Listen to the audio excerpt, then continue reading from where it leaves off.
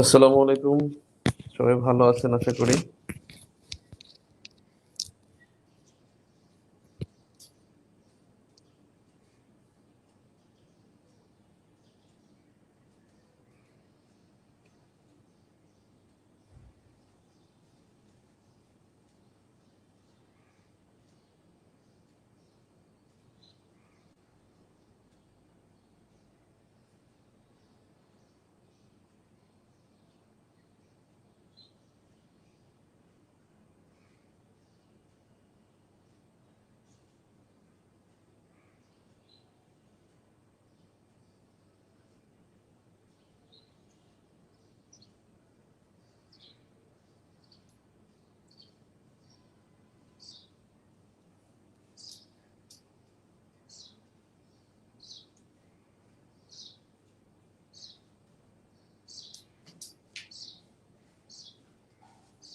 ওকে, ভালো আছেন ভাই?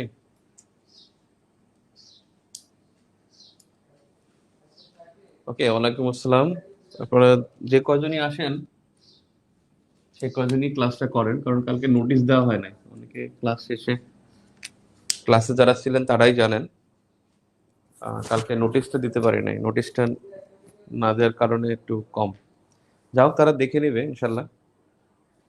সো আমরা ওয়াইসি পড়ি। ওয়াইসি ওয়াইসি বেসিক্যালি একটি রাজনৈতিক প্রতিষ্ঠান, পলিটিক্যাল অর্গান। ওয়াইসি একটি রাজনৈতিক প্রতিষ্ঠান। এই ওয়াইসি, এটার প্রতিষ্ঠার যদি প্রেক্ষাপট বলেন, এর প্রতিষ্ঠা হয়েছে কিন্তু 1969 সালে। 1969 সালের 25 সেপ্টেম্বর, আহ 25 সেপ্টেম্বর আলাকসা মসজিদে অগ্নিকাণ্ডের প্রেক্ষিতে এটা প্রতিষ্ঠিত হয়। অর্থাৎ প্রতিষ্ঠার প্রেক্ষাপট যদি বলেন, এর প্রতিষ্ঠার প্রেক্ষাপট 1969 সালের 25 সেপ্টেম্বর জেরুজালেমের আলাকসা মসজিদ, মুসলমানদের যেটা প্রথম কেবলা, জেরুজালেমের আলাকসা মসজিদে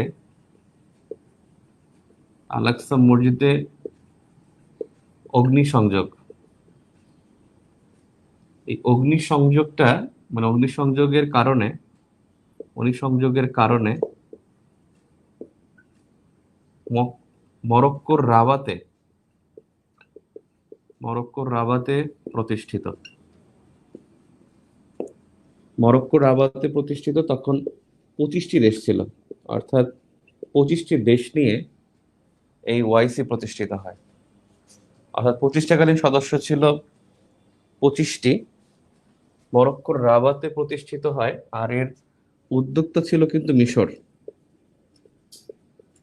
এর উদ্যোক্তা ছিল মিশর।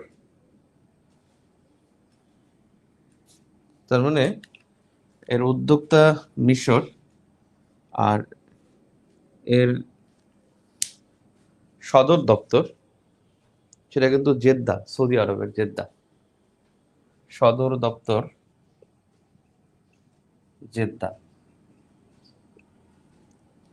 অর্থাৎ 1969 সালের 25 সেপ্টেম্বর জেরুজালেম আল-আকসা মসজিদ অগ্নিসংযোগের কারণে মরক্কোর রাবাতে প্রতিষ্ঠিত হয়, মরক্কোর। আর এর সদর দপ্তর হলো জেদ্দায়। এর উদ্যোক্তা ছিল মিশর, আর প্রতিষ্ঠাকালীন সদস্য ছিল 25টি। আর এর এটার প্রতিষ্ঠাকালীন নাম প্রতিষ্ঠাকালীন নাম ছিল organization organization for Islamic conference. Islamic conference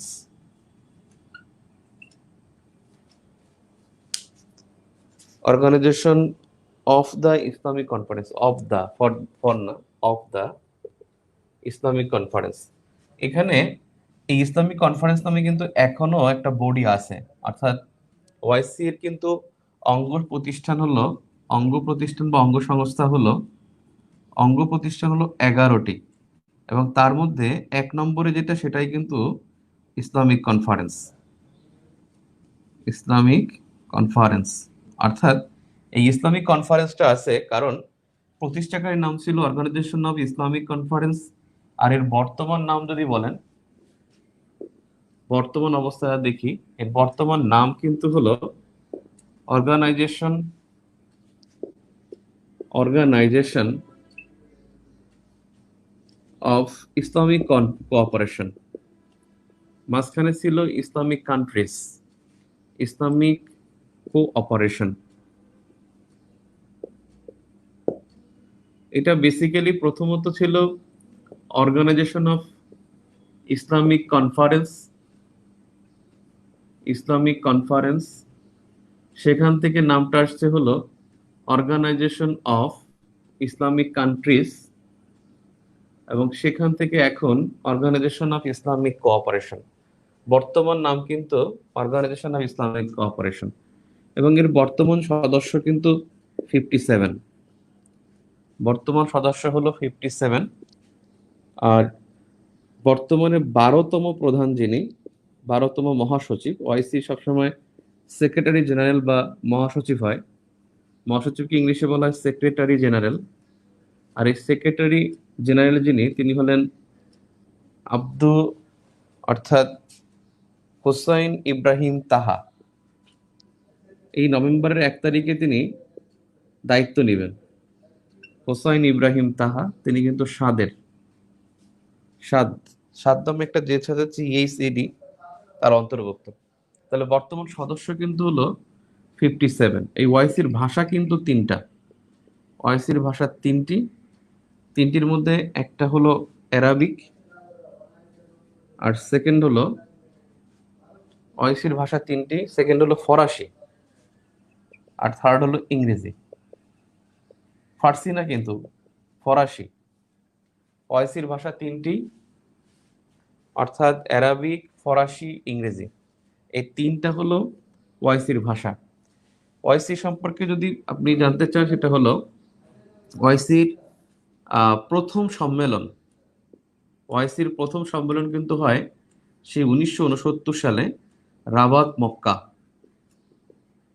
Morocco. এখানে প্রথম সম্মেলন হয়। দ্বিতীয় সম্মেলন হয় 1969 সালে, 1974 সালে, 5 বছর পরে লাহোর পাকিস্তান। এবং এই লাহোর পাকিস্তান, এখানেই বাংলাদেশ সদস্যপদ লাভ করে, বিডি সদস্যপদ লাভ করে। আর এর সর্বশেষ সম্মেলন মানে 14তম সম্মেলনটা হয় 2019 সালে, এবং এই 19 সালে হলো মক্কায়। আর এই জন্যই এই ওআইসির বর্তমান সভাপতি কিন্তু সৌদি আরব। ওআইসির বর্তমান সভাপতি কিন্তু সৌদি আরব, কারণ মক্কায় সর্বশেষ সম্মেলন হয়, এ কারণে এটা সৌদি আরব সভাপতি। আর মনে রাখবেন, বাংলাদেশ কিন্তু ওআইসির 32তম সদস্য। বাংলাদেশ ওআইসির 32তম সদস্য, আর 34তম সদস্য হবে সেটা কমনওয়েলথের। আর এর অঙ্গ সংস্থা কিন্তু 11টি। ওআইসির মধ্যে একটি ইন্টারেস্টিং যে বিষয়টা, সেটা হলো ওআইসিতে যেতে আগ্রহী এমন দেশের সংখ্যা কমপক্ষে 5টি, যারা আসলে মুসলিম না। যেমন থাইল্যান্ড আছে, রাশিয়া আছে, তারপরে হলো মধ্য আফ্রিকা প্রজাতন্ত্র আছে, বসনিয়া আছে, তারপরে তুর্কি সাইপ্রাস আছে। মানে 5টি দেশ আছে যারা ওআইসিতে সদস্যপদ লাভের জন্য মানে আগ্রহী। এছাড়াও ভারতও আছে। অর্থাৎ ওআইসির পর্যবেক্ষক 12টি। আপনি মনে রাখবেন, পর্যবেক্ষক যে হয় তার উদ্দেশ্য থাকে সে পরবর্তীতে যেন সদস্যপদ লাভ করে। অর্থাৎ পর্যবেক্ষক হলো 12টি। সেই পর্যবেক্ষক 12টির মধ্যে পর্যবেক্ষক না, হামলাটা হয় 1969 সালের 25 সেপ্টেম্বর। 1969 সালের 25 সেপ্টেম্বর হামলা হয়। 67 ছিল আরব ইসরায়েলের তৃতীয় যুদ্ধ হয়। হ্যাঁ, এটা আপনি মনে হয় আগের বেসিক ভিডিও দেখছেন কি, ওটা একটা কারেকশন ছিল। 69-এর 25 সেপ্টেম্বর হামলা হয়েছে। পর্যবেক্ষক রাষ্ট্র হলো 12টি। পর্যবেক্ষক হলো 12টি, এর মধ্যে 5টি হলো রাষ্ট্র। 5টি রাষ্ট্র, আর 5টি আছে সংস্থা। আর ইসলামিক অর্গান আছে আরো 2টা, অর্থাৎ সব মিলে আরো 2টি আছে ইসলামিক অর্গান। তাহলে যদি 5টি রাষ্ট্র বলেন, সে রাষ্ট্রগুলো হলো রাশিয়া, থাইল্যান্ড, এই 2টা অন্যতম।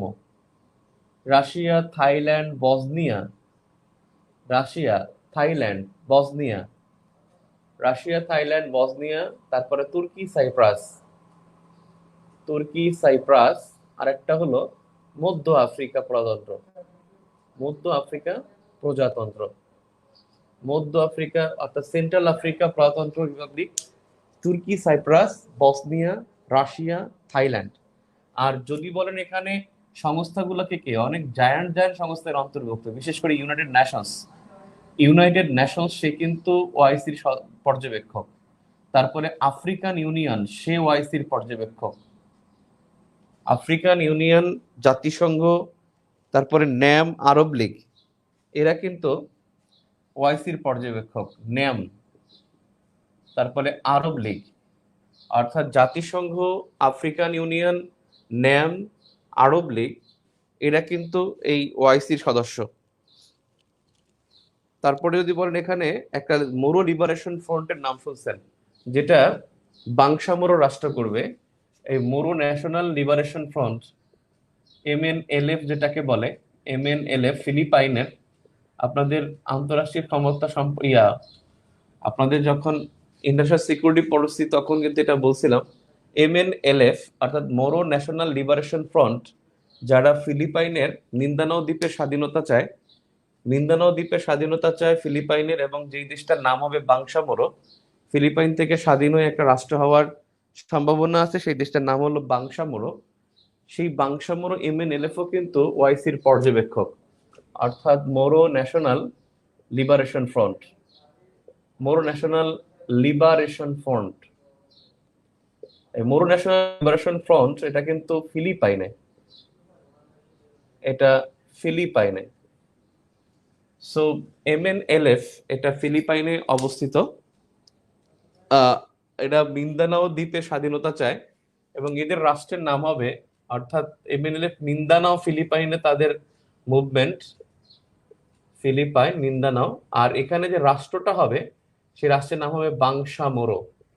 আপনাদের এটা জানার কথা, রিসেন্টলিও তো আছে ইন্টারন্যাশনাল অ্যাফেয়ার্সে, যে বাংশামোরো নামে একটা স্বাধীন রাষ্ট্র হবে, সেটা মিন্দানাওয়ে গণভোটে তারা জয়ী হয়েছে।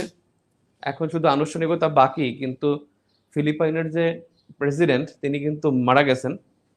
মারা যাওয়ার কারণে এখন অনেক কিছু একটু স্থগিত আছে। সো মিন্দানাও দ্বীপের স্বাধীনতা চায়, মিন্দানাও দ্বীপের স্বাধীনতা চায় এই এমএনএলএফ, তারাও কিন্তু এই পর্যবেক্ষক। সো পর্যবেক্ষকের কথাটা আপনার অন্তপক্ষে মনে আছে যে রাশিয়া, থাইল্যান্ড, বসনিয়া, মধ্য আফ্রিকা প্রজাতন্ত্র, তুর্কি, সাইপ্রাস, জাতিসংঘ, ন্যাম, আরব লীগ, তারপরে হলো আফ্রিকান ইউনিয়ন, তারপরে হলো জাতিসংঘ, এইগুলো হলো পর্যবেক্ষক। সো আপনার সব মিলিয়ে আপনি দেখলেন এখানে কিন্তু বেশ কয়েকটা দেশ আছে যারা আসলে মুসলিম সংখ্যাগরিষ্ঠ না। এরকমের 8টা দেশ মুসলিম সংখ্যাগরিষ্ঠ না, তারা কিন্তু সদস্য। মুসলিম সংখ্যাগরিষ্ঠ নয়, যেমন আপনি দেখেন মুসলিম না হয়ে সদস্য, মুসলিম না হয়েও, মুসলিম না হয়ে সদস্য কে কে, এই মুসলিম না হয়ে যারা সদস্য তারা হলো Suriname, Guyana, Uganda, Ivory Coast, এইরকমের বেশ কয়েকটা দেশ আছে যারা মুসলিম সংখ্যাগরিষ্ঠ না, তবে তারা ওআইসির সদস্য পদ লাভ করছে। এমন দেশ আছে 8টা। তো উল্লেখযোগ্য হলো সুরিনাম, সুরিনাম, উগান্ডা, তারপরে গায়না, আইভরি কোস্ট, এই আর কি। সো আমি যেটা এখন বললাম, যে সামারিটা আরেকবার বলে দেই 1 মিনিটে, যে ওআইসি এটা 1969 সালের 25 সেপ্টেম্বর জেরুজালেমের আলাকসা মসজিদে অগ্নিসংযোগের কারণে 1969 সালে মরক্কোর রাবাতে প্রতিষ্ঠিত হয়। প্রতিষ্ঠাকালীন সদস্য ছিল তার 25টি, এর উদ্যোক্তা ছিল মিশর, আর এর বর্তমান সদস্য হলো 57টি। প্রতিষ্ঠাকালীন নাম ছিল অর্গানাইজেশন অফ ইসলামিক কনফারেন্স, এটা চেঞ্জ হয় ইসলামিক কান্ট্রিজ, সেখান থেকে আর বর্তমানে অর্গানাইজেশন অফ ইসলামিক কোঅপারেশন। এবং এই অর্গানাইজেশন ইসলামিক কোঅপারেশনের সদস্য এখন 57টি, আর এর সম্মেলন হয়েছে এ পর্যন্ত 14টি। প্রথম হয় মরক্কো রাবাতে 1969 সালে, দ্বিতীয়টা হয় 1974 সালে লাহোরে, এবং দ্বিতীয় সম্মেলনেই বাংলাদেশ সদস্যপদ লাভ করে, বাংলাদেশ 32তম সদস্যপদ লাভ করে। 14তম সম্মেলন হয় 2019 সালে মক্কায়, এবং এর জন্য সৌদি আরব হলো এর সভাপতি। এর বর্তমান মহাসচিব হলো 12তম, তিনি হলেন হোসাইন ইব্রাহিম তাহা সাদের। তিনি 1 নভেম্বর দায়িত্ব গ্রহণ করবেন। এরপরে হলো আপনার এর পর্যবেক্ষক রাষ্ট্র হলো 12টি। এই পর্যবেক্ষক রাষ্ট্রের 12টির মধ্যে পর্যবেক্ষক হলো 12টি, 5টি রাষ্ট্র, 5টি সংস্থা আর 2টি ইসলামিক গোষ্ঠী। এই 2টি ইসলামিক গোষ্ঠীর মধ্যে অন্যতম সেটা হলো মুরো ন্যাশনাল লিবারেশন ফ্রন্ট, MNLF। অর্থাৎ পর্যবেক্ষক হয় যে সে পরবর্তীতে সদস্য হওয়ার জন্য অপেক্ষায় থাকে। আর এই ওয়াইসির ব্যাপারে যে প্রশ্ন আসে সেটা গুরুত্বপূর্ণ। একবার প্রশ্ন এখান থেকে 2টা প্রশ্ন আসছে। একবার আসছিল যে বাংলাদেশ কততম সম্মেলনে সদস্য পদ লাভ করে, আর একটা ছিল যে ওয়াইসির ভাষা কয়টি। ওয়াইসির ভাষা হলো 3টি, সেটা হলো ইংরেজি, ফরাসি এবং অ্যারাবিক। এখানে ফরাসি ফার্সি হবে না, ফরাসি হবে, কারণ জাতিসংঘের দাপ্তরিক কার্যকরী ভাষা 2টা, ইংরেজি এবং ফরাসি। আর এই 2টি ভাষা কিন্তু যে কোনো সংস্থার সাথেই যুক্ত থাকে। So OIC I think clear. মনে রাখবেন বাংশামোরো নামে একটি রাষ্ট্র হবে মিন্দানাওয়ে, এবং সেই মিন্দানাওয়ে রাষ্ট্রটা গঠন করবে MNLF। এবং তারা স্বাধীনতা পেয়েই যেত, কিন্তু তাদের যে প্রেসিডেন্ট, যে দুতার্তে, তিনি কিন্তু মারা গেছেন, করোনায় মারা গেছেন। এবং উনি মারা না গেলে এখন হয়তোবা মানে প্রসিডিউরটা আরো এগিয়ে যেত। সো ওআইসি কমপ্লিট হলো। বাংলাদেশ কিন্তু 32তম সদস্য।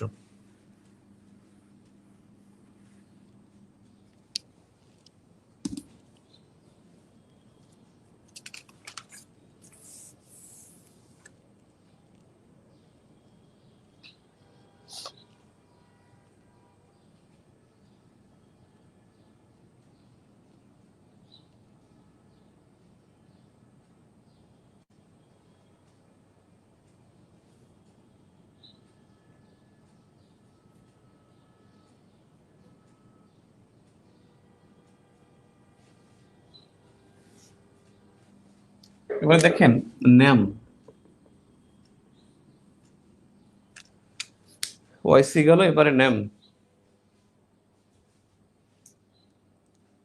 দেখেন ন্যাম গঠনটা ছিল, আমি লাস্ট ক্লাসেও বলছি যে ন্যাম গঠনটা ছিল বেসিক্যালি ন্যাটো এবং হলো ওয়ারশো প্যাক্টভুক্ত দেশগুলোর বাইরে গিয়ে যে দেশগুলো মানে অর্থাৎ পুঁজিবাদী দেশ, পুঁজিবাদী দেশ এবং হলো আপনার পুঁজিবাদী দেশ এবং হলো সমাজতান্ত্রিক দেশগুলোর পক্ষ থেকে বের হয়ে যাওয়ার জন্য একটা জোট নিরপেক্ষ মুভমেন্ট হয়।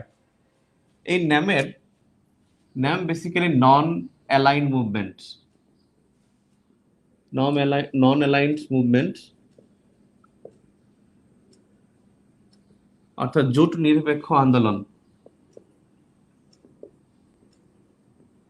জোট নিরপেক্ষ আন্দোলন। এখন বলতে পারেন যে জোট নিরপেক্ষ কেন, কারণ কোন 2টি জোটের কাছ থেকে নিরপেক্ষ? একটা হলো ন্যাটো জোট, আর একটা হলো ওয়ারশো প্যাক্ট। অর্থাৎ এটা ছিল প্রথম বিশ্ব ন্যাটোভুক্ত, এটা ছিল দ্বিতীয় বিশ্ব। তার মানে দ্বিতীয় এবং প্রথম এবং দ্বিতীয়র বাইরে জোট নিরপেক্ষ আন্দোলন ছিল তৃতীয় বিশ্ব। অর্থাৎ যারা তৃতীয় পক্ষ, এর মধ্যেও নাই, এর মধ্যেও নাই, এবং সেই দেশগুলো হলো জোট নিরপেক্ষ আন্দোলনটা করে। এবং এটা প্রতিষ্ঠার জন্যই, এটা কিন্তু একটা পলিটিক্যাল অর্গান। ন্যাম একটা রাজনৈতিক প্রতিষ্ঠান। ন্যাম ওআইসি 2টাই কিন্তু একটি রাজনৈতিক প্রতিষ্ঠান। এখানে কি করে, এটা প্রতিষ্ঠার জন্যই 1955 সালে বান্দুং সম্মেলন হয়। বান্দুং সম্মেলন। আর এই সম্মেলনটা হয় কিন্তু ইন্দোনেশিয়ায়। তাহলে বান্দুং সম্মেলন হয় ইন্দোনেশিয়া। আর এই বান্দুং সম্মেলনে 1955 সালে 29টি দেশ উপস্থিত থাকে। 29টি দেশ। এবং এই 29টি দেশের মধ্যে নেতৃত্বে থাকে 5টি দেশ, নেতৃত্বে থাকে পাঁচজন নেতা। এবং সেই পাঁচজন নেতা 1 নম্বরে, পাঁচজন নেতার মধ্যে 1 নম্বরে যে নেতা, তিনি ছিলেন আহ জওহরলাল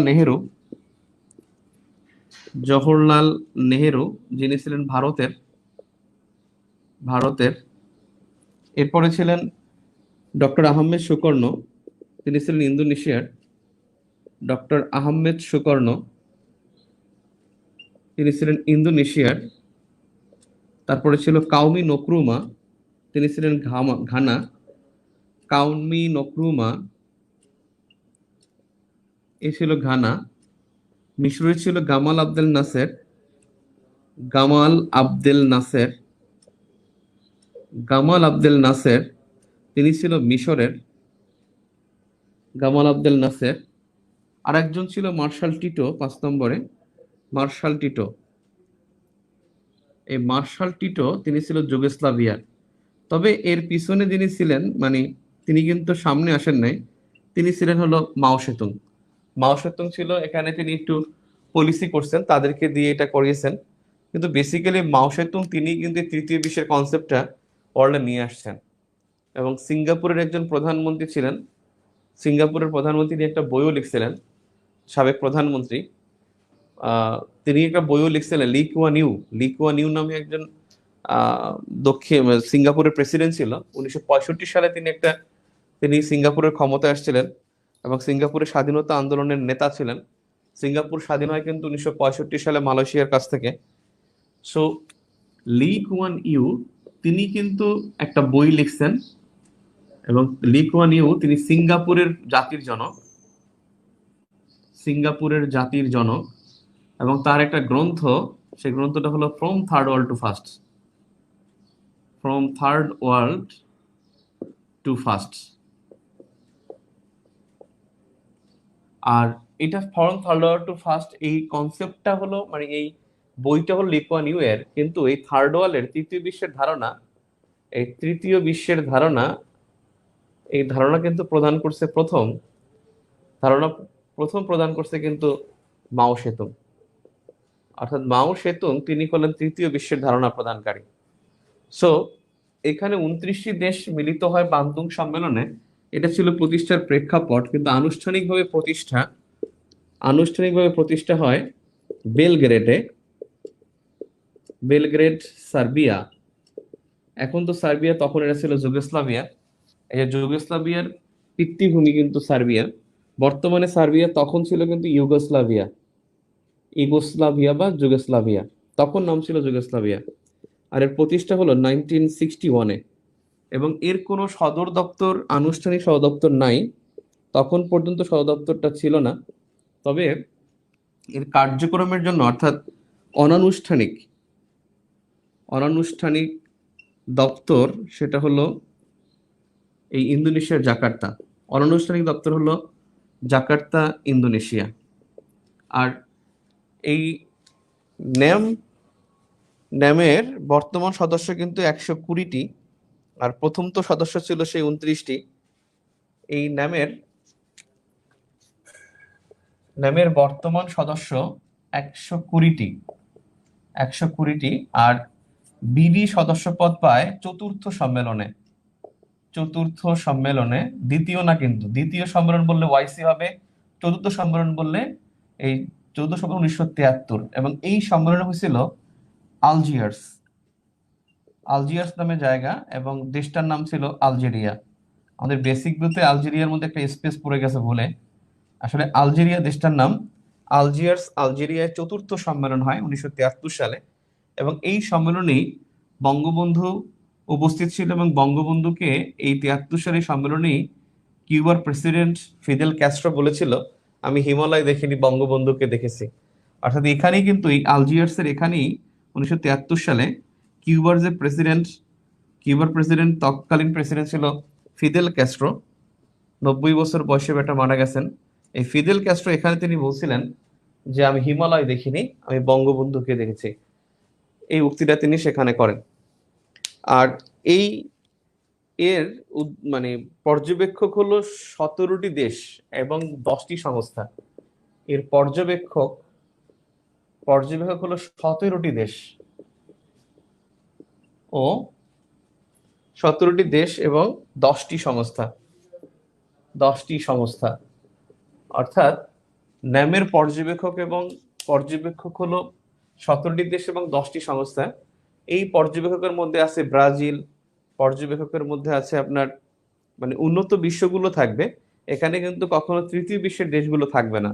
তৃতীয় বিশ্বের দেশগুলো যেমন ভারত, বাংলাদেশ, তারপরে এই যে মালদ্বীপ, শ্রীলঙ্কা, এই তৃতীয় বিশ্বের দেশগুলো থাকবে, কিন্তু এখানে কখনো মানে উন্নত বিশ্ব এর মধ্যে থাকবে না। আর এর পর্যবেক্ষকের মধ্যে আছে জাতিসংঘ নিজে, এটার পর্যবেক্ষক। ক্লিয়ার? আপনাদের কিন্তু পলিটিক্যাল অর্গানের মধ্যে এই দুইটা শেষ হলো, আরো দুইটা আছে। আর দুইটা কিন্তু মানে আরো আসিয়ান, সার্ক, এগুলা কিন্তু আমরা আগেই পড়েছি। তাহলে নন অ্যালাইড মুভমেন্ট, এটা তৃতীয় বিশ্বের জোট এবং স্নায়ু যুদ্ধের সময়, কোল্ড ওয়ার যখন হয়, কোল্ড ওয়ারের সময় ন্যাটোভুক্ত দেশগুলো এবং ওয়ারশো প্যাক্টভুক্ত দেশগুলো, এদের এই দুইটার মধ্যে নিরপেক্ষ একটা জোট ছিল, তৃতীয় বিশ্বের জোট, সেটা ছিল এই নন অ্যালাইন মুভমেন্ট। তো নন অ্যালাইন মুভমেন্ট আসলে এখানে একবার প্রশ্ন আসছিল যে কোনটি দপ্তর হিসেবে ব্যবহৃত হয়, কোন জায়গাটা, সেটা জাকার্তা, ইন্দোনেশিয়ায়। আর এর আসলে প্রাতিষ্ঠানিক কোনো সদর দপ্তর নাই। আর এর বেলগ্রেড ইউগোস্লাভিয়ায় প্রতিষ্ঠিত হয় 1961 সালে। আর প্রতিষ্ঠাকালীন কিন্তু দেশ ছিল 29টি, এবং এই 29টি দেশই বান্দুং সম্মেলনে অংশগ্রহণ করে, যার নেতৃত্বে ছিল 5টি দেশ বা 5 জন: Jawaharlal Nehru Bharat, doctor Ahmed Sukarno Indonesia, Kwame Nkrumah Ghana, Gamal Abdel Nasser মিশর, marshal Tito Yugoslavia. Marshal Tito Yugoslavia.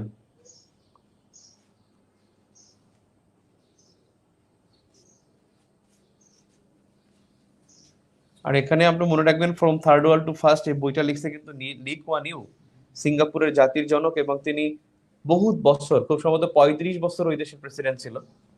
35 বছর খুব সম্ভবত, 1965 সাল থেকে 2000 মনে হয়। ইনি সিঙ্গাপুরের জাতির জনক ছিলেন, লি কুয়ান ইউ। 45 বছর হতে পারে, উনি তো মারা গেছে মনে হয় 2010-11 সালে, যতটুকু মনে পড়ে। সো এই লি কুয়ান ইউ, তিনি from third world to first বইটি লিখছেন। আর তৃতীয় বিশ্বের ধারণা দিয়েছেন কিন্তু মাও সেতুং।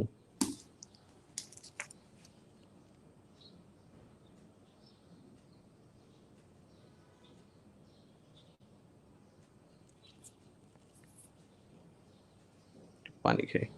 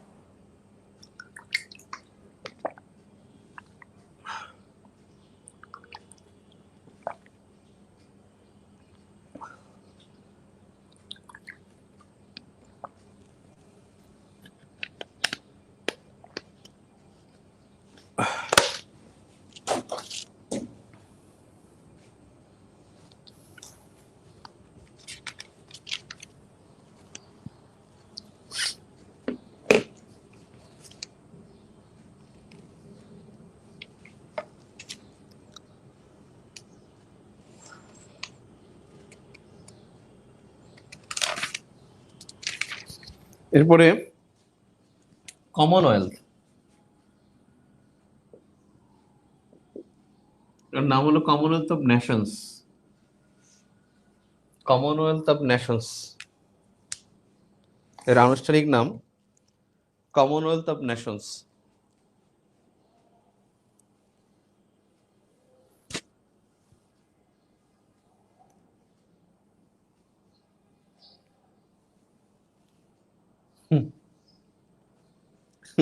মাত্র 28 জন ক্লাস করে।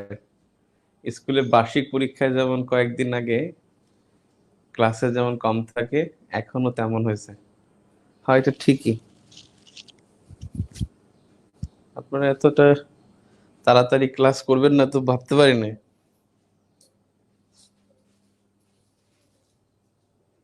আসলে দুইটা দুইটা 3টা সপ্তাহ একটু পিছিয়ে দিয়েছে। সেপ্টেম্বরটা ছিল আগাই যাওয়ার সময়, আর সেপ্টেম্বরে বিভিন্ন ঝামেলা ছিলাম। দেখেন, Commonwealth of India, Commonwealth of Nations, এই কমনওয়েলথ হলো বেসিক্যালি ব্রিটিশ উপনিবেশভুক্ত দেশগুলোকে মানে দেশগুলোর জোট আর কি।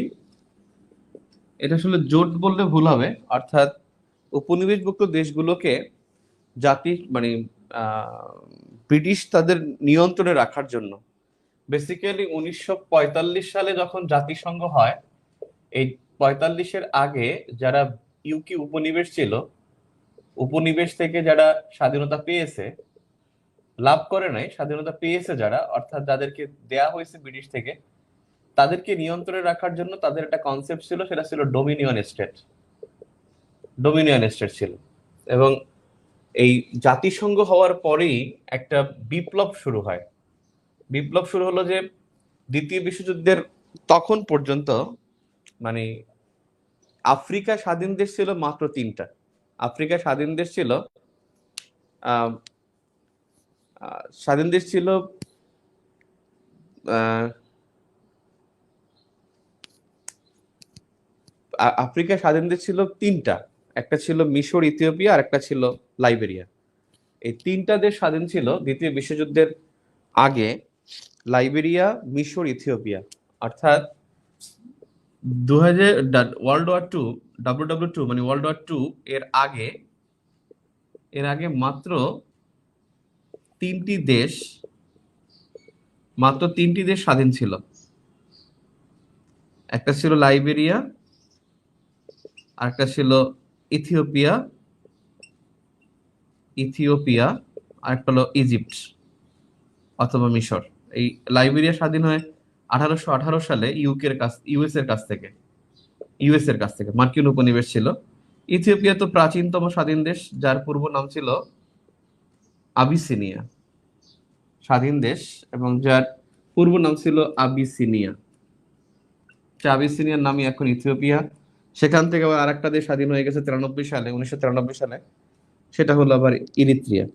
আর ইজিপ্ট ছিল 1923, খুব সম্ভবত 1923।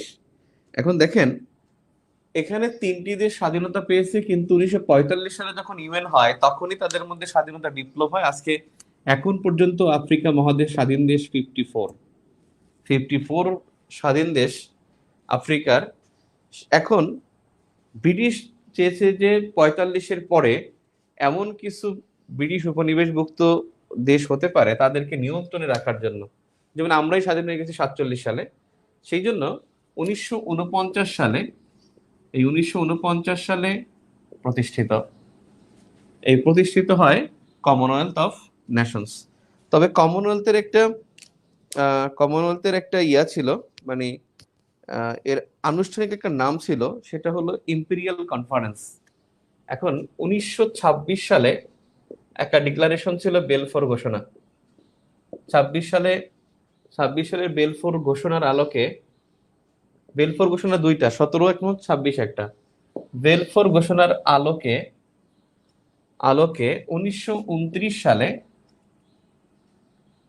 ইম্পেরিয়াল কনফারেন্স ছিল।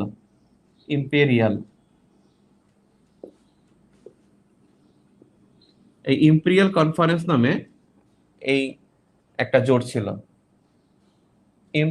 ইম্পেরিয়াল কনফারেন্স নামে একটি জোট ছিল। 1926 সালের বেলফোর ঘোষণার আলোকে 1929 সালে ইম্পেরিয়াল কনফারেন্স নামে একটি জোট ছিল।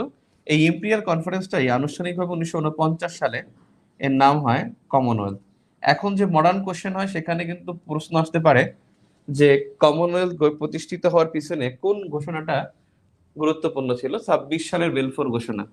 এবং এই ঘোষণার 1929 সালে ইম্পেরিয়াল কনফারেন্স নামে এই জোটটি গঠিত হয়। ইম্পেরিয়াল কনফারেন্সের আবার 1949 সালে হয় কমনওয়েলথ।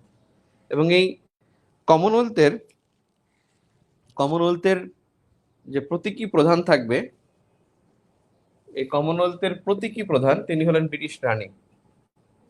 প্রতীকী প্রধান তিনি ইউকে রাজা বা রানী, ইউকে কিংডমের প্রতিনিধি, অর্থাৎ ব্রিটিশ কিংডমের প্রতিনিধি যিনি, তিনি হবেন এটার প্রতীকী প্রধান। আর এরা বেসিক্যালি তিনটা জিনিস নিয়ে কাজ করে কমনওয়েলথ। একটা হলো শিক্ষা, উন্নয়ন ও গণতন্ত্র। শিক্ষা, উন্নয়ন ও গণতন্ত্র, এরা বেসিক্যালি তিনটি বিষয় নিয়ে কাজ করে। শিক্ষা, উন্নয়ন এবং গণতন্ত্র নিয়ে কাজ করে। এই কমনওয়েলথের সদস্য বর্তমানে 54, কারণ এর সদস্যপদ খালি বাড়ে এবং কমে, কেউ আসে কেউ যায়। এবং এখানে দেখছি আমরা মালদ্বীপ চলে গিয়েছিল, মালদ্বীপ যখন এটা চলে যায় 16 সালে, আবার 20 সালে এটা আবার ফিরে আসে এখানে। এখন এই সদস্য হলো 54টা, আর সর্বশেষ সদস্য বললে আপনি কিন্তু দাগাতে হবে রুয়ান্ডা। যদিও মালদ্বীপ আসছে সবার শেষে, রুয়ান্ডা উত্তর হবে, আর রুয়ান্ডা সে একেবারে ফ্রেশ আসছে। কিন্তু এই মালদ্বীপ, মালদ্বীপ বলেন আর গাম্বিয়া বলেন, পাকিস্তান বলেন, মালদ্বীপ, গাম্বিয়া, পাকিস্তান বলেন আর দক্ষিণ আফ্রিকা বলেন, এরা বেসিক্যালি মানে যায় আবার আসে, অর্থাৎ মাইনাস এবং প্লাস, অর্থাৎ প্লাস প্রথমে, তারপরে মাইনাস, তারপরে প্লাস, অর্থাৎ গিয়ে মানে মানে কমনওয়েলথের যে সদস্যগুলো বের হয়ে আবার ফিরে আসে সেই দেশগুলো হলো মালদ্বীপ, গাম্বিয়া, পাকিস্তান এবং দক্ষিণ আফ্রিকা।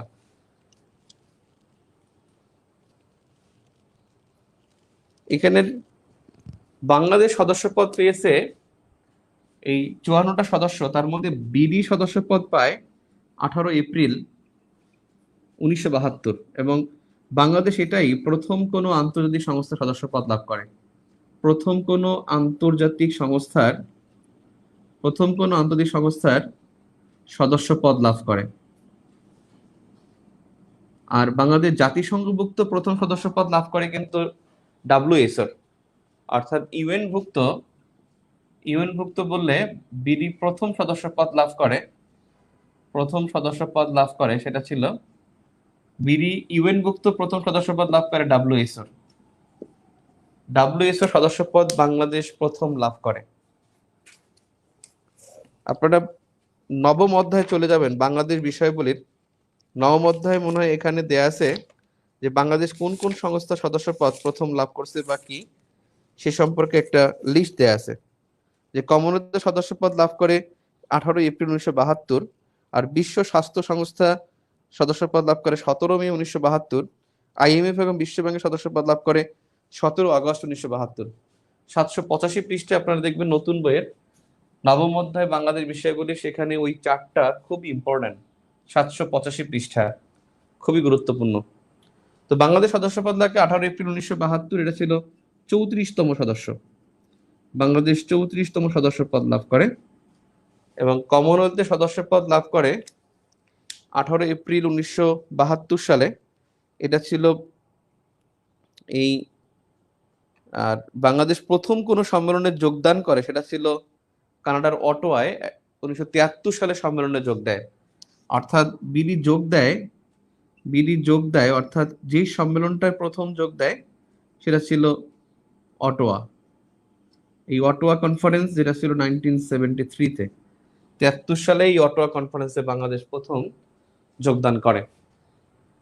আর এই কমনওয়েলথের যে সদর দপ্তর, সেটা কিন্তু হলো সদর দপ্তর কমনওয়েলথের মার্লবরো হাউস, লন্ডন।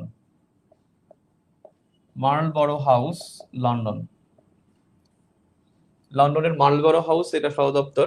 আর কমনওয়েলথের যিনি প্রধান হলেন বর্তমানে ষষ্ঠ, যিনি প্যাট্রিসিয়া জ্যানেট। বর্তমান যিনি প্রধান তিনি হলেন প্যাট্রিসিয়া জ্যানেট, স্কটল্যান্ড ডোমিনিকার। অর্থাৎ প্রধান হলো প্যাট্রিসিয়া জ্যানেট, স্কটল্যান্ড। তার বাড়ি কিন্তু আবার স্কটল্যান্ডে না, বাড়ি কিন্তু ডোমিনিকা। আর তার নাম হলো প্যাট্রিসিয়া জ্যানেট, স্কটল্যান্ড।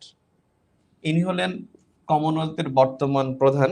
তিনি কিন্তু সিরিয়াল অনুসারে ষষ্ঠ প্রধান, প্যাট্রিসিয়া জ্যানেট, স্কটল্যান্ড। আর এর সম্মেলন এ পর্যন্ত সম্মেলন হয়েছে 26টি।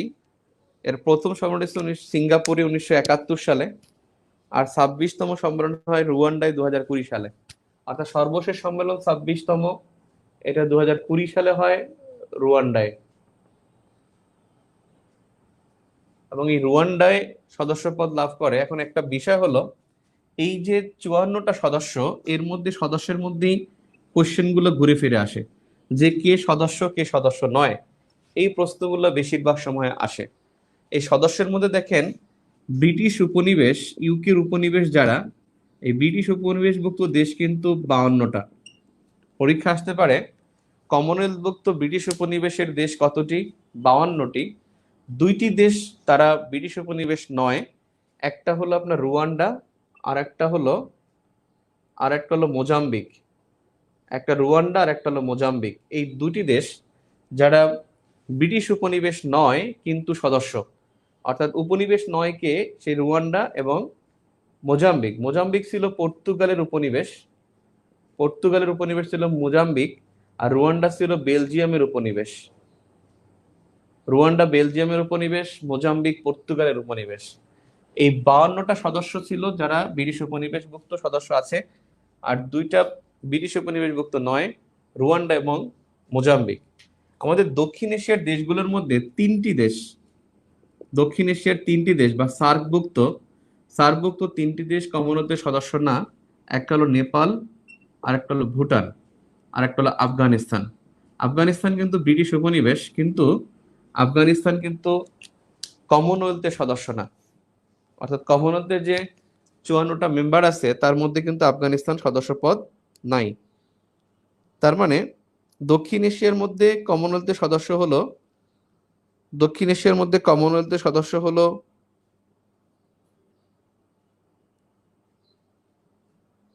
5টি। 8টি দেশের মধ্যে 5টি হলো কমনওয়েলথের সদস্য।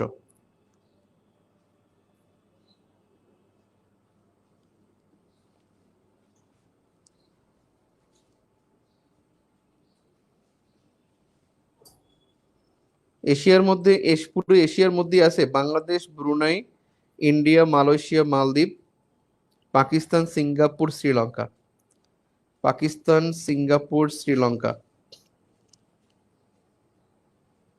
ইন্ডিয়া, পাকিস্তান, বাংলাদেশ, শ্রীলঙ্কা আছে। এখানে কিন্তু আফগানিস্তান, নেপাল, ভুটান, আফগানিস্তান সদস্য নয়। তিনটি দেশ, দক্ষিণ এশিয়ার তিনটি দেশ সদস্য নয়, নেপাল, ভুটান, আফগানিস্তান।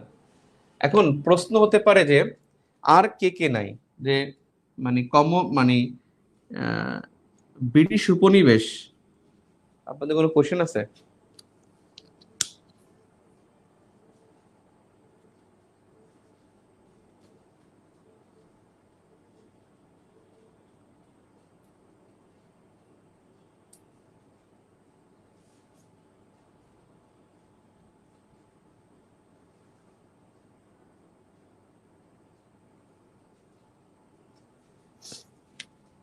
দেখেন, ব্রিটিশ উপনিবেশ, ব্রিটিশ উপনিবেশ আছে কিন্তু ব্রিটিশ উপনিবেশ কিন্তু সদস্য নয়। ব্রিটিশ উপনিবেশ কিন্তু সদস্য নয়। যেমন আছে ইউএসএ, আছে মিয়ানমার,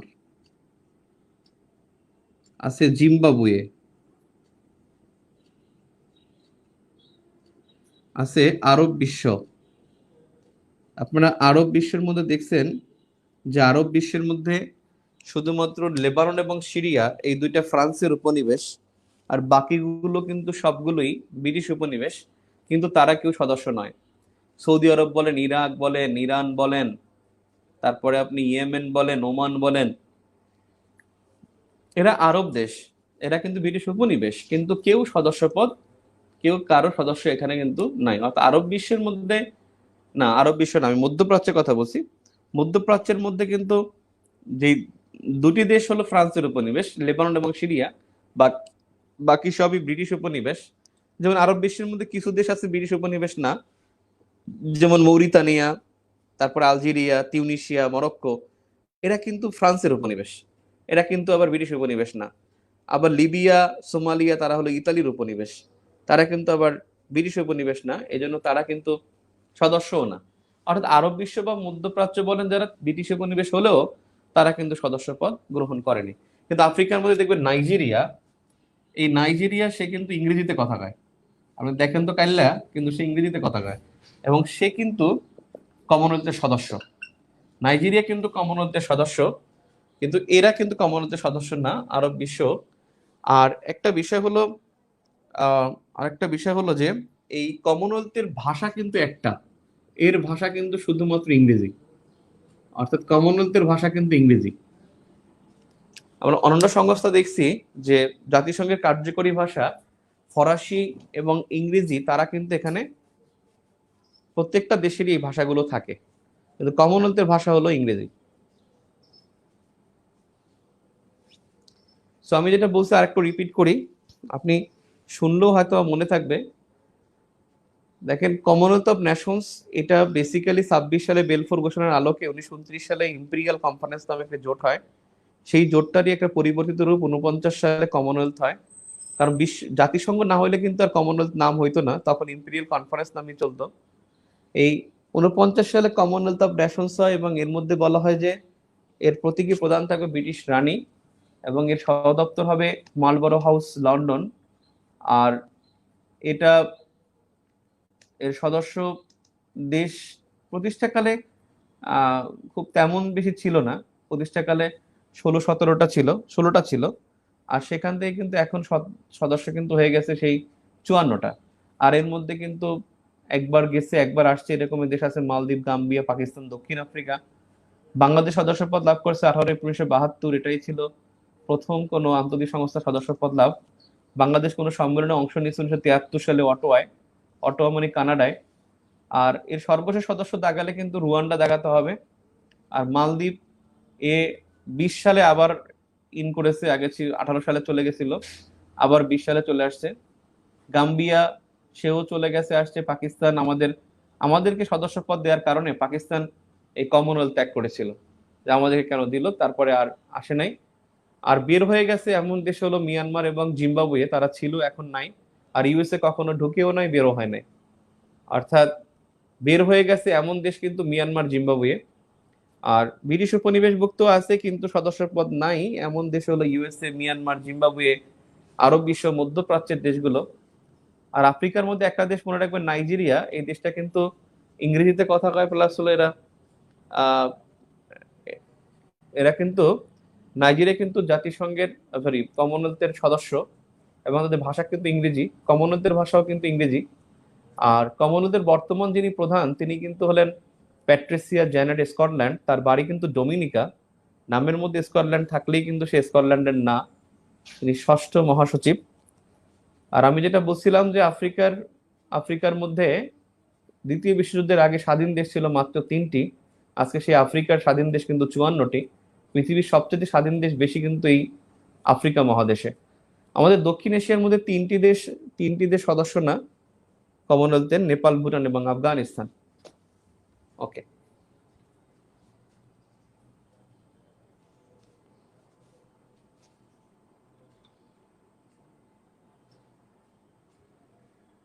হ্যাঁ, মালদ্বীপ মালদ্বীপ -16 সালে, হ্যাঁ 16 সালে -20 সালে আসে। ওটা সাল ইম্পর্টেন্ট না, ও যে গেছে আর আসছে এটা জানলেই চলবে।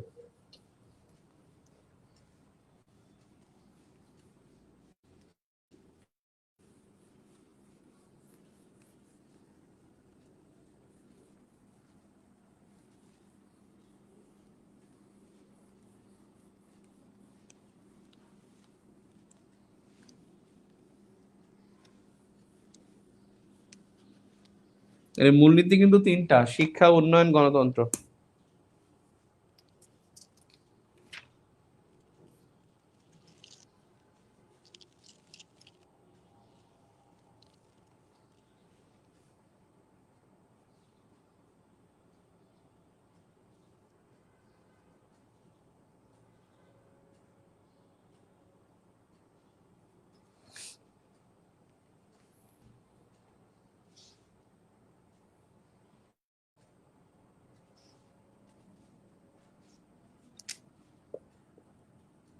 এরপরে আরব লীগ। আরব লীগ হলো এটাও একটি রাজনৈতিক প্রতিষ্ঠান। আমরা যেই চারটা করছি আজকে, চারটাই রাজনৈতিক প্রতিষ্ঠান, রাজনৈতিক প্রতিষ্ঠান আরব লীগ। এই আরব লীগ এটা আরবি ভাষী আরবি ভাষী দেশগুলোর জোট। আরবিতে যারা কথা বলে তারাই আরব দেশ। এর প্রতিষ্ঠা হয় 19 সালের 22 মার্চ। অর্থাৎ জাতিসংঘ প্রতিষ্ঠার আগে কিন্তু আরব লীগ প্রতিষ্ঠা, আর এর উদ্যোক্তা ছিল কিন্তু মিশর। উদ্যোক্তা হলো মিশর, এবং এর সদর দপ্তর সদপ্তর কায়রো, মিশর। কায়রো, মিশর। তবে এই মিশর মিশর উদ্যোক্তা হলেও 1979 থেকে 90 পর্যন্ত 79 থেকে 90 পর্যন্ত বহিষ্কার ছিল ইসরায়েলকে স্বীকৃতি দেয়। ইসরায়েলকে স্বীকৃতি দেয় অর্থাৎ মিশর একে স্বীকৃতি দেওয়ার কারণে 11 বছর বহিষ্কার ছিল, অথচ এখন 6টি আরব দেশ ইসরায়েলকে স্বীকৃতি দিয়েছে। অর্থাৎ 1979 থেকে 6টি আরব দেশ ইসরায়েলকে স্বীকৃতি দেয়। এটা খুবই দুঃখজনক। স্বীকৃতি দেয় 1979 থেকে 6টি আরব দেশ ইসরায়েলকে স্বীকৃতি দিয়েছে। এ পর্যন্ত 6টি আরব দেশ। সর্বশেষ দিল মরক্কো, সুদান, সোমালিয়া। এটা খুবই দুঃখজনক। 6টি আরব দেশগুলো এখন তাদেরকে স্বীকৃতি দিয়ে দিছে। 1979 সালে দিয়েছে হলো মিশর, স্বীকৃতি দেয় 6টা দেশ, অর্থাৎ মিশর, জর্ডান দিয়েছে 1994-এ, মিশর দিয়েছে 1979 সালে, আর 20 সালে দিছে 4টা। একটা হলো ইউএই, একটা হলো বাহরাইন, আর একটা মরক্কো, আর একটা সুদান। সুদান। এর মধ্যে 6 নম্বরে মরক্কো লিখি আমরা। 6 মরক্কো, উপরে সুদান, সর্বশেষ মরক্কো। 2020 UAE 2020, Bahrain 2020। এর মধ্যে ইউএই এবং মরক্কো এরা কিন্তু দূতাবাসও চালু করে দিছে। অর্থাৎ ইউএই এবং মরক্কো এই 2021 সালে, এই দুটি দেশ 2021 সালে ইসরায়েলের দূতাবাস চালু করেছে। ইসরায়েলের দূতাবাস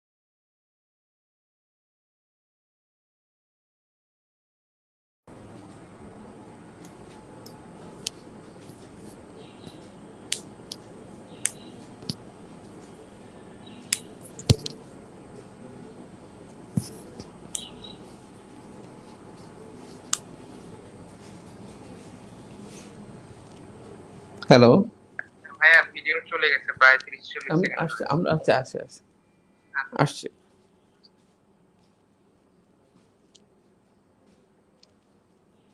আপনারা লাস্ট কোন জায়গায় দেখছিলেন বলেন তো? লাস্ট কি শুনছিলেন?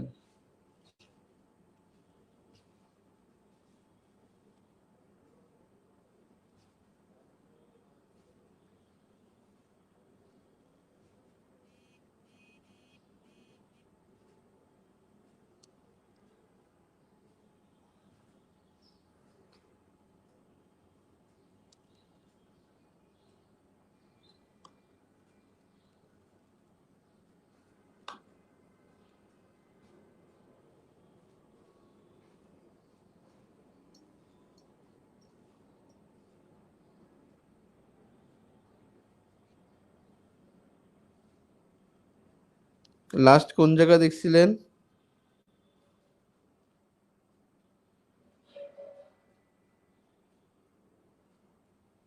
দূতাবাস না? আচ্ছা আচ্ছা, লাস্ট কোন জায়গায় দেখছিলেন? আমি যা লিখছি একটু রিপিট করি, খেয়ালই করি না কেমনে বন্ধ হয়ে যায়, কি কে বন্ধ করে। আচ্ছা দেখেন, এখানে বিষয়টা ছিল যে কায়রো মিশরে 1979 থেকে 90 পর্যন্ত সদর দপ্তর ছিল, সরি, কায়রো মিশর সদর দপ্তর। আমি এরপরে বলছি যে উদ্যোক্তা ছিল মিশর, এবং 79 থেকে 90 পর্যন্ত বহিষ্কার ছিল কারণ ইসরায়েলকে স্বীকৃতি দেয়।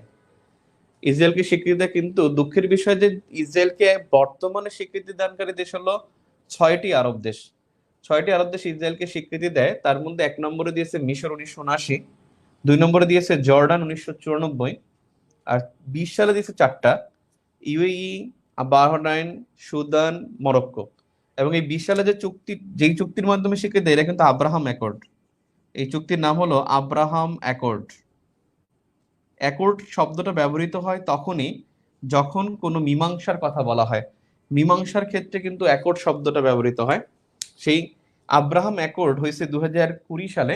এই আব্রাহাম অ্যাকর্ডের মাধ্যমে ইউএই অর্থাৎ সংযুক্ত আরব আমিরাত, সুদান, বাহরাইন এবং মরক্কো, সর্বশেষ স্বীকৃতি দিয়েছে মরক্কো 2020 সালে।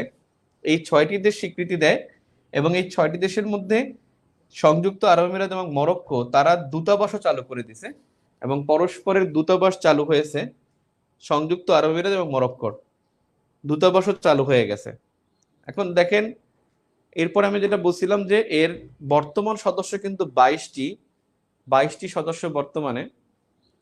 বর্তমান সদস্য হলো 22টি, কিন্তু প্রতিষ্ঠাকালীন সদস্য হলো 6টি। প্রতিষ্ঠাকালীন সদস্য হলো 6টি। সেই 6টি দেশের নাম আমি মনে রাখতে বলছি, যে সৌদি, মিশর, Iraq, Jordan, Syria, Lebanon. Saudi, মিশর, ইরাক, জর্ডান, সৌদি, মিশর, ইরাক, জর্ডান, সিরিয়া, লেবানন। এই 6টা দেশ। এই 6টা দেশ হলো, এই দুটি দুটি দেশ ইসরায়েলের দূতাবাস চালু করে, অর্থাৎ ইসরায়েলও ওদের ওখানে দূতাবাস চালু করছে, ওরাও ওখানে দূতাবাস চালু করছে এবং অফিস নিয়েছে। অফিস তারা দুই দেশের মানে, অর্থাৎ মরক্কোতে এখন ইসরায়েলের ফ্ল্যাগ আছে, আবার সংযুক্ত আরব আমিরাতে এখন ইসরায়েলের ফ্ল্যাগ আছে। এটাই হলো বিষয়। প্রতিষ্ঠাকারী সদস্য 6টা মনে রাখবেন: সৌদি, মিশর, Iraq, Jordan, Syria, Lebanon.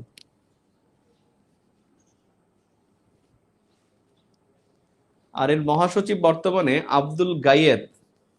Abdul গায়েদ, মিশর। আব্দুল গায়েদ, মিশর।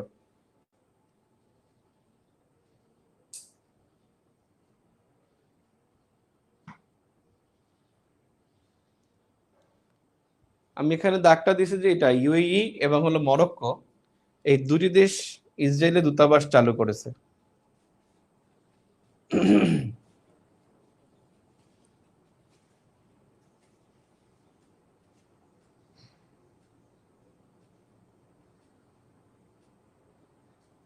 ক্লিয়ার? এই 4টি সংস্থা হয়ে গেল।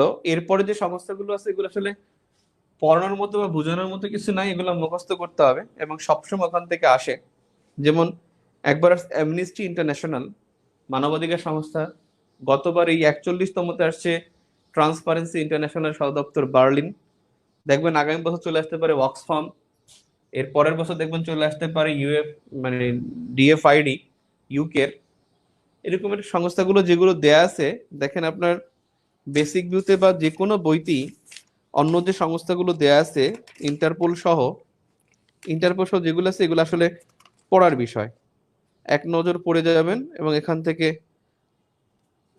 চলে আসলেও আসতে পারে ইনশাল্লাহ। ইনশাল্লাহ গতবার আসছিল ট্রান্সপারেন্সি ইন্টারন্যাশনাল, এটা কি আমাদের বেসিক ভিউতে নাই?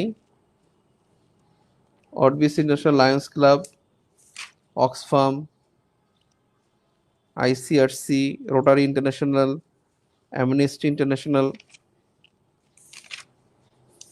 আল্লাহ, ট্রান্সপারেন্সি ইন্টারন্যাশনাল নাই, কেমনে সম্ভব? বেসিক ভিউতে ট্রান্সপারেন্সি ইন্টারন্যাশনাল নাই।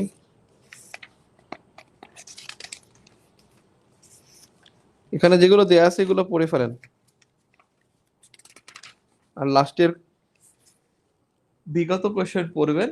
আজকে পরীক্ষা 9:30 সংস্থার উপরে, ইনশাল্লাহ সংস্থার উপরে 9:30 পরীক্ষা, একটু ভালোভাবে পরীক্ষাটা দেন। সো আজকে এ পর্যন্তই থাকুক। ও তিউনিসিয়ার ব্যাপারে কি বলছিলাম, মানে কায়রো মিশর, মিশর তো 79 থেকে 90 পর্যন্ত বহিষ্কার ছিল। তাহলে এই সময় যদি মিশরের সদর দপ্তর ছিল মিশরে, আর সেই উদ্যোক্তা তাকে বহিষ্কার করা হলো, ওই সময়টা সদর দপ্তর ছিল তিউনিসিয়া। অর্থাৎ সদর দপ্তরটা কায়রো মিশর, এটা 1979 থেকে 90 পর্যন্ত ছিল তিউনিসিয়ার তিউনিসে।